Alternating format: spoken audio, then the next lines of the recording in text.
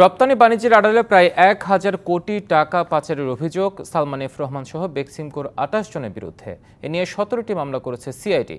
Money laundering প্রতিরোধ আইনে সিআইডির অনুসন্ধানে দেখা গেছে সালমান এফ রহমান, তার ভাই বেক্সিমকো গ্রুপের চেয়ারম্যান এএসএফ রহমানের স্বার্থ সংশ্লিষ্ট বেক্সিমকো গ্রুপের মালিকানাধীন ১৭টি প্রতিষ্ঠান ২০২১ থেকে ২৪ সাল পর্যন্ত বিভিন্ন সময়ে জনতা ব্যাংকের মতিঝিল শাখা থেকে ৯৩টি এলসির বিপরীতে পণ্য রপ্তানি করেছে।